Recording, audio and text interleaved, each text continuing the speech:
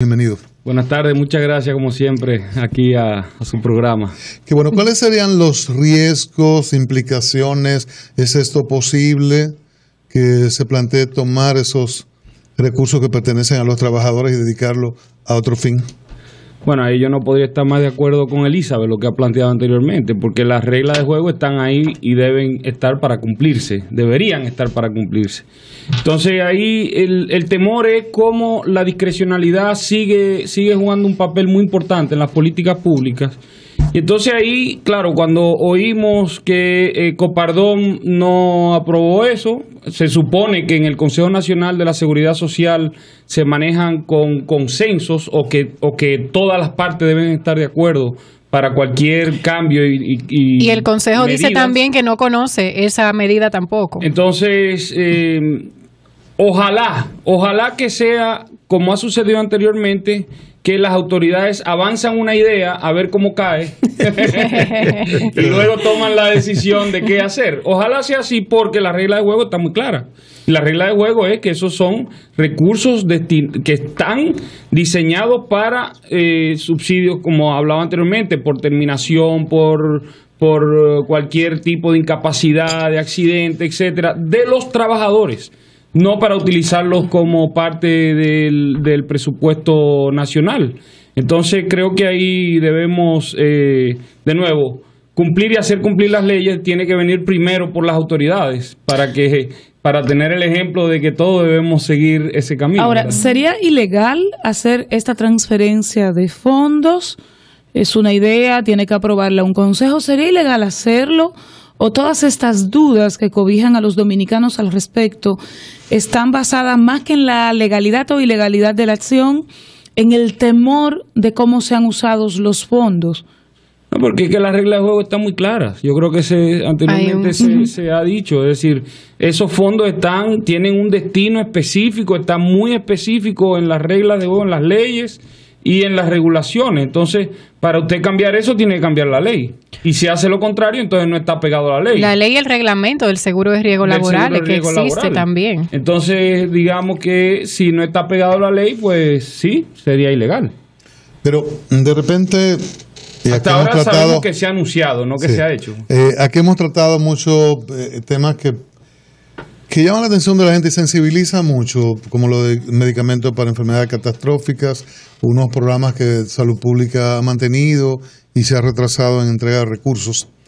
Y nos podrían plantear mañana ese tema con ese nivel y de repente mucha gente sensibilizarse en la opinión pública. Bueno, mira. En ese contexto, ¿qué hacer? ¿La ley o cuando se gana la gente a través de determinados discursos? Bueno, que cuando usted crea la opinión y la población termina adoptando ciertas ideas, pues entonces vamos a traducirla en ley.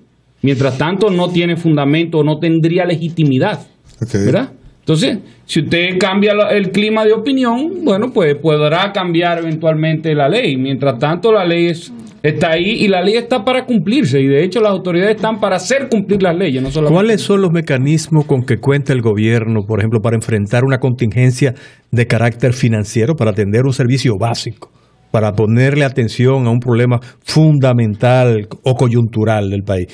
¿Tiene necesariamente que hacer ese tipo de cosas o la ley pone en sus manos mecanismos para buscar soluciones mediante los dispositivos que establece la propia ley?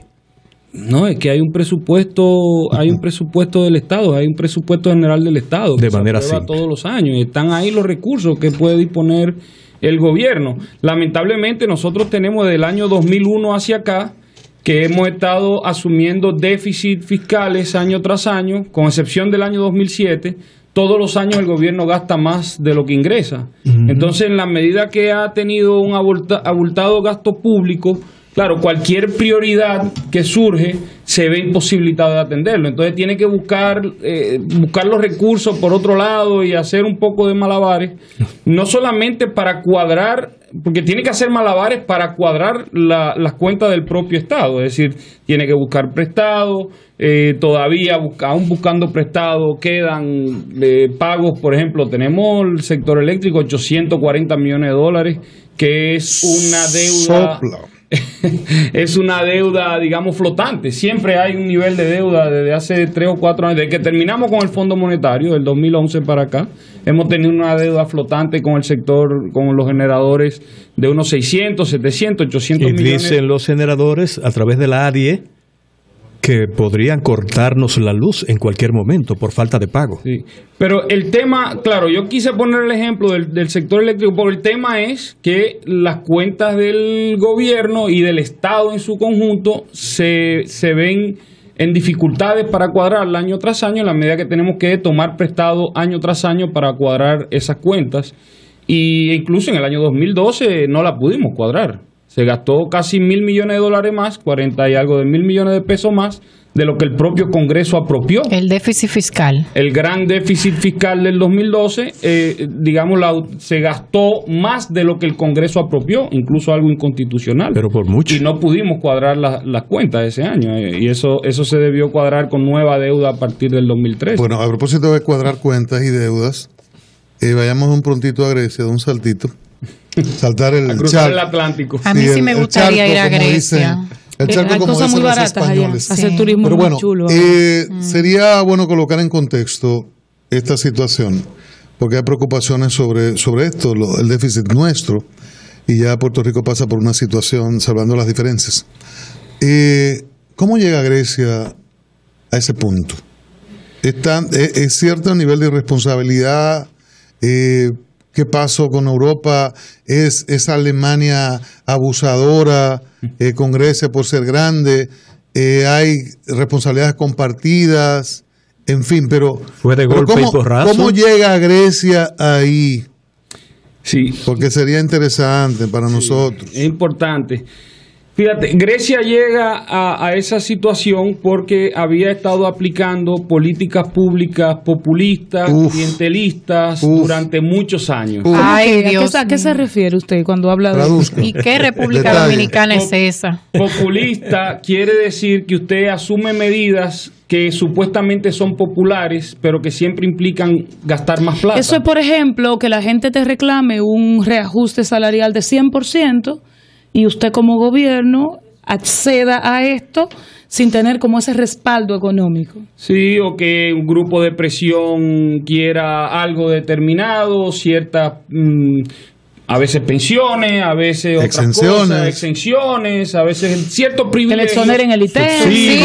Subsidios, es decir, y el gobierno lo otorga y va otorgando. Y crece la popularidad del gobierno y se escogen los diputados del gobierno. En el muy corto plazo, con esos grupos de interés que reciben esos privilegios momentáneos, sí, pero lo que se vio es que creciente en año electoral. Creciente en años electorales, y lo que se vio fue que no fue un tema de un partido en específico, sino que ya el sistema político griego terminó de que casi el 60% de la población recibía algún tipo de beneficio directamente del Estado, si no era empleado del Estado mismo.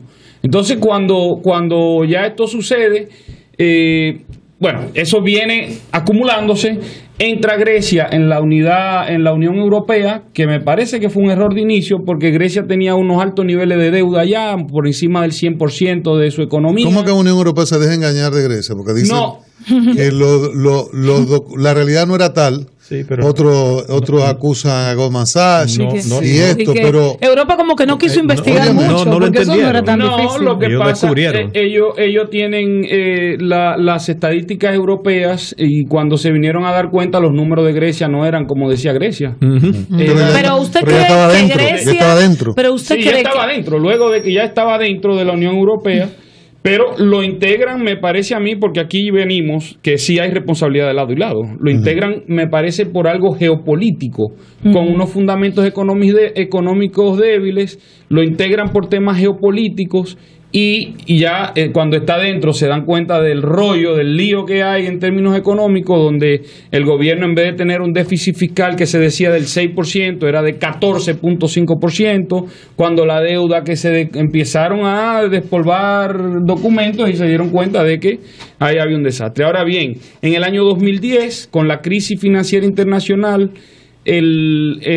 Europa y la Troika, le dicen la Troika a la Comisión, a la Unión Europea, al Fondo Monetario y al Banco Central Europeo le hacen préstamo por unos 110.000 millones de dólares. En el año 2012 vuelven con 130.000 millones de dólares adicionales, y se supone que para esta época ya iban a haber, porque era de unos 300 y pico de mil millones de dólares el rescate.